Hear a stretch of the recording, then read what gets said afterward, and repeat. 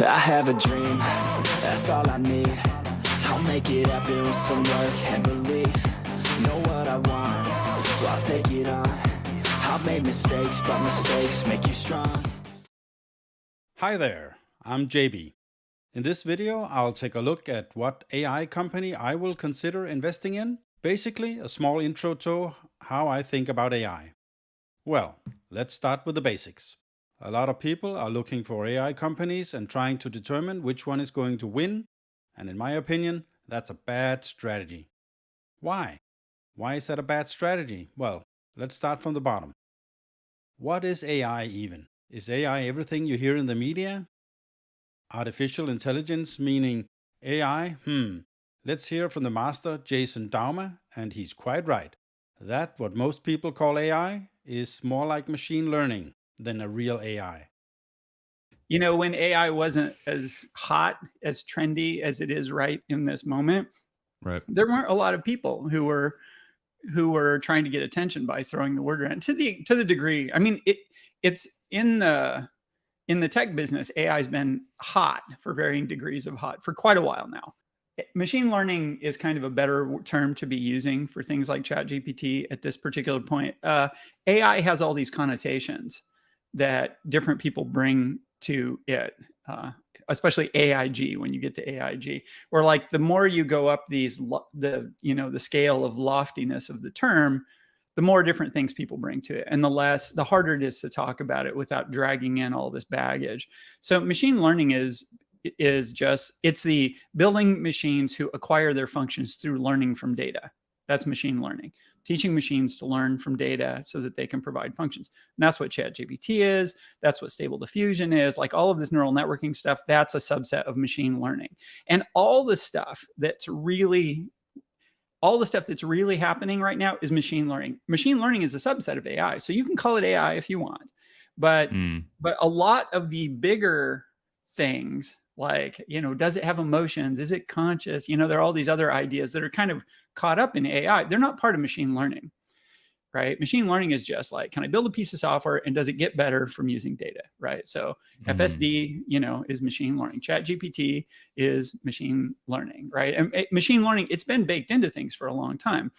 Google's been using machine learning behind the scenes in their stuff for, 10 or 15 years. A lot of products have used it.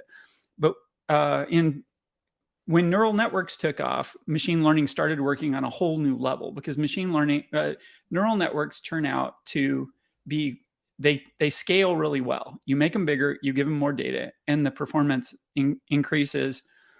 So one of the things that happened with ChatGPT, getting back to the original, when the ChatGPT moment happened, first the public becomes aware of it. So it brings in all these, from the standpoint of the machine learning community, it brings in all this noise, right? Because there's all of this stuff. People who are not super familiar with the topic are bringing their aspirations, their fantasies, to the field. And people inside the field who've been quietly working on these problems for a long time, suddenly they feel burdened. So that's one thing that happened. Another thing is that it did bring the public along, right? But the one interesting thing that happened, and this is something that's been happening over and over, like inside the machine learning, like you can imagine there's a spectrum of opinion, right? There are people who are pretty optimistic about what's possible in the near term, in the long term. There are people who are more pessimistic. They've been around the block a couple of times. They've seen a couple of AI winters, right? And they're more, on the curmudgeon end of things. There's a whole spectrum of people who are mildly skeptical to people who think it's just stupid. The level of AI that Elon Musk is warning about is definitely not what we are seeing and hearing about in the media. Elon is talking about AGI, Artificial General Intelligence, a type of AI that can learn basically anything by itself and surpasses humans in any intellectual task. Elon is afraid of when AI decides the world needs to be saved, it will either kill the human race or enslave us all. I'm not quite there, but I understand his reasoning behind it. ChatGPT and the rest of them are all a type of machine learning that does an impressive job, I would say, but still just collecting data and trying to present these data in a manner that it believes that we want. But let's stay with that machine learning definition for now and try to extrapolate what I think will happen over the next 2 to 5 years. Well, for starters, when you look at these AI companies, how many do you know, and which one would you believe is going to be the winner, and why? There's a short list here with a lot of the most well-knowns right at this point in time. And this is important, at this point in time. There is DALL-E, Stable Diffusion, Jasper, there is Meta AI, there is ChatGPT, there is Lens AI, there is Dream Fusion, Whisper. Many of those you probably never even heard about. So, is the winner going to be DALL-E or Stable Diffusion or something like that, where the so-called AI can create images and maybe even video or movies in the coming years? Or is it ChatGPT with its text-based approach, or maybe even Bard? Maybe it's Copilot for coding. I don't know. Do you know? If you think about it, we already have a small example of the so-called AI, which I would call machine learning, in our applications today. My Microsoft Word does a lot of autocomplete on my sentences, and so does my Outlook and my phone. Microsoft Excel can fill out spreadsheets just by guessing what I want to do, and etc. When I import a picture in PowerPoint, it suggests a lot of different slides. Just by me importing a picture, it really does half the work for me. So a part of machine learning is already present in the application we use today. Well, how would I determine a winner? Well, I used a simple approach. What do I consider most valuable for the human race, i.e., what will make the most money? This is, in my opinion, the most probable course of action. Money talks, bullshit walks. But it will take time to weed out those use cases and find out who really has the upper hand. And just like in my favorite all-in part, I see data being the new oil, and the companies that own the data will be the ones who will eventually win. Just like back in the internet days, a lot of these first movers wouldn't be around 5 to 10 years later. The companies that came first when the internet took off and everyone thought they would win, almost all are gone today. Let's take a quick look at them and see how it panned out. Maybe that'll give us an idea of how the AI boom is likely to pan out. Do you even remember any of these? Well, it could be you're too young, but I'm old, so I remember some of them. Pets.com, online pet supply store, was valued at $2 billion. Webvan, grocery delivery service, valued at $1.2 billion. Boo.com, fashion, sold online, valued at $500 million. eToys, a company that tried to compete with Toys R Us. They definitely lost. GeoCities, Alta Vista, oh, there was one you probably knew. Infoseek, a search engine, eventually bought by Disney and disappeared. MySpace, Facebook before Facebook. I think they're still alive, but I don't know. Netscape, the most used browser in the beginning. I don't think anyone uses it anymore. So who ended up being the real winners of the internet? Well, it's the companies that built on what the first movers had done and tried to determine what is best for the customers. And of course, just like back in the gold rush days, the biggest winners were the companies who sold the shovels, the pans, the jeans, and all the equipment for the hopeful miners. So in that sense, a company like Nvidia is a good play. However, we need to think a bit further into the future and consider, where is this AI boom going? Well, what I'm trying to say is, the first mover advantage is not always the best, and usually number 2, 3, 4, 5, or even later will do a lot better over time. So why try to find the AI company that may survive and eventually win at this stage? It's too early. The investment that companies have to make today, let's say 500 million, will cost about 1 million in a few years. It's also a lot easier to go for the companies that provide the services these AI companies will need to offer their products and or services. I believe that everything in life is about timing. Let's hear a short clip from, again, my favorite podcast on that subject. Here is the all-in part with Chamath Palihapitiya and David Friedberg telling us the story. What a lot of people are calling AI today is fundamentally a predictive model on text, on language. I am making a language predictor that gives you a sentence. And it seems so profound because it is how we all interact with computers and interact with one another. And as a result, it is kind of viewed as this sea change across all of these industries instantaneously. It's this whole new era. But the fact is that, generally speaking, the digitization of things and the amount of data that's being generated on Earth is going up by some order of magnitude every number of months. And our ability to make predictions and build predictive models that are useful to specific vertical segments is improving every sequential cycle that this is happening across every vertical. And it has continued, and it hasn't changed, and it's not any different. Create new drugs, create new systems for producing molecules, for producing things that humans consume.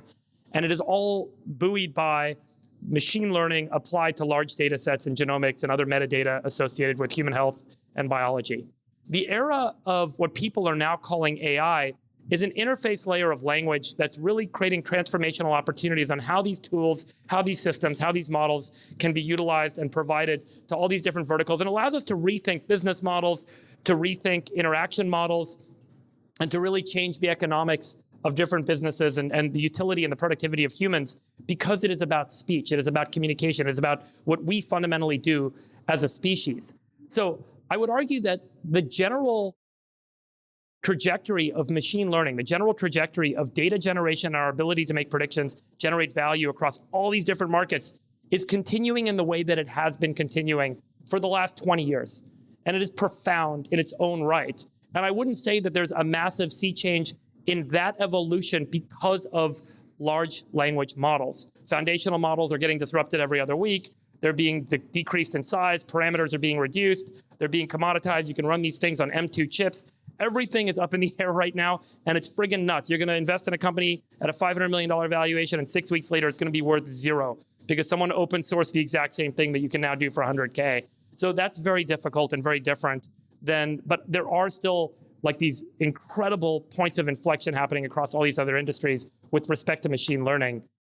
All these foundational models, I think, are changing so rapidly that the thing that you want to figure out is like, what are you seeding it with to drive learning that's unique?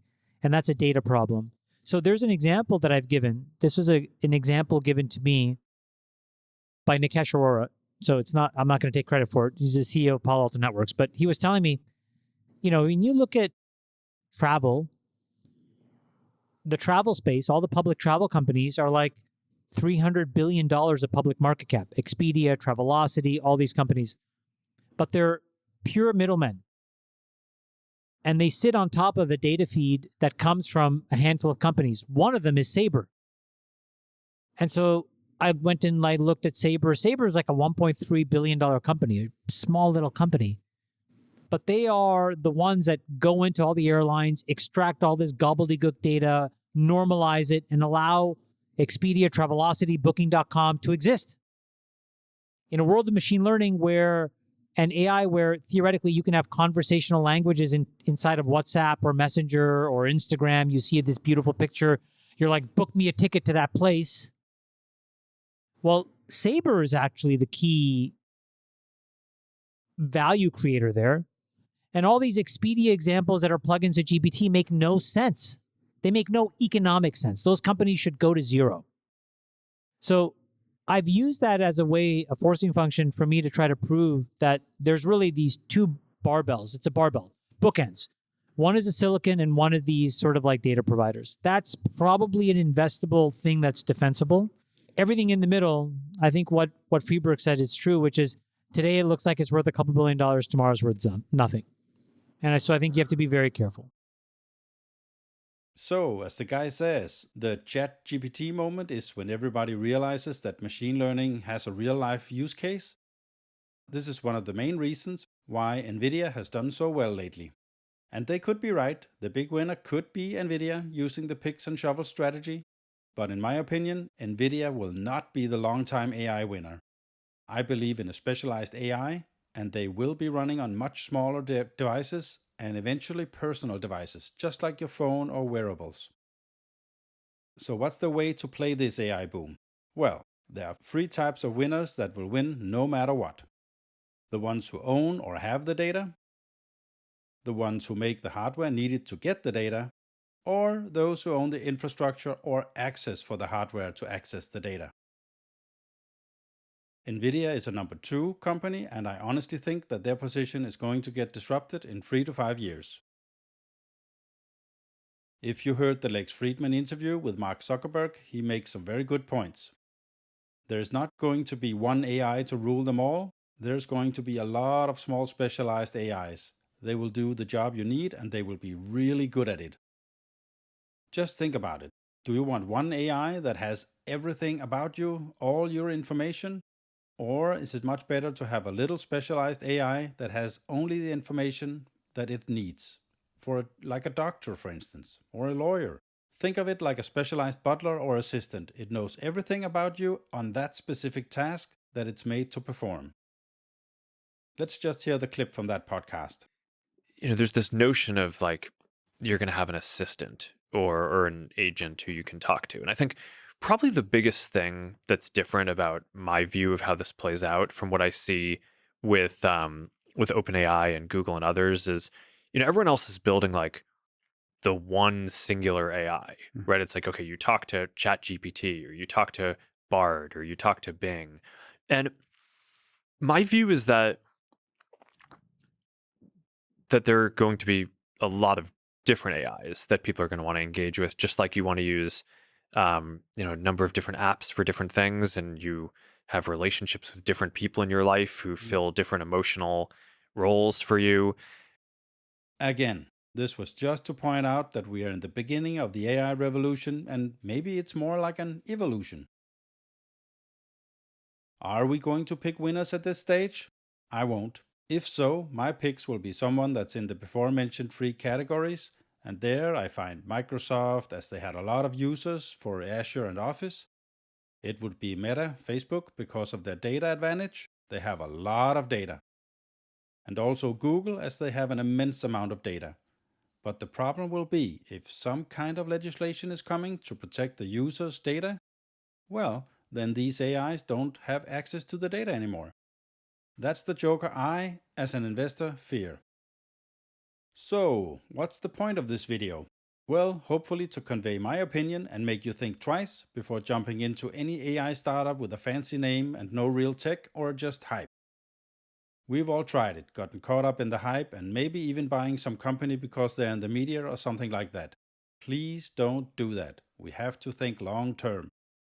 All I have to say is, please take your time and wait a little bit, because today's so-called winner could very easily be tomorrow's loser. And just as seen so many times before, especially during the dot-com era, the ones who have the initial success, they're not always the ones who will win. And there's plenty of time to find a 10x or a 100x company, and the risk will be so much lower. For example, if you invested in Microsoft when they released the first real working Windows version, Windows 3.11, this was in the end of 1993, the share price was $2.5. $2.5. You would still have gotten 135x on that investment. So, even if Microsoft already had done a 25x since its IPO, there would still be a lot more growth coming. What do you think? What company do you believe will win? Leave a comment, and hopefully you can start the imagination of other users, and we can have a vibrant discussion about the future of AI. So getting these H100s and A100s to train on seems to be a non-trivial task. And they're very expensive, even if you can get a hold of them. So I think what we're talking about is basically that these rounds have to go up. They never hit in the way that you think. Maybe you'll get your money back with all the dilution that's going to happen, et cetera, et cetera. This is not the way to make money, guys. I'm just going to be honest with you. So whoever's putting money in thinking they know what the fuck they're doing, you might as well just light it on fire, go to Vegas and have some fun with it, because you will make more, you'll get more enjoyment from that than you will from making these kinds of investments. What do you think, Brad? It's dumb.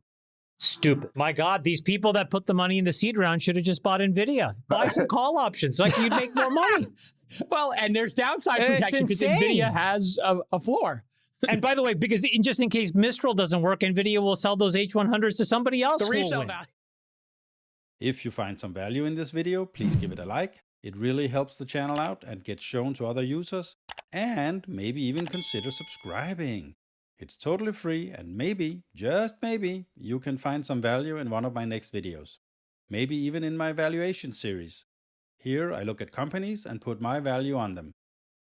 So, hope to see you in the next video. Until then, remember, the best investment you can make is in you. The more you learn, the more you earn. Bye! I have a dream, that's all I need. I'll make it happen with some work and belief. Know what I want, so I'll take it on. I've made mistakes, but mistakes make you strong.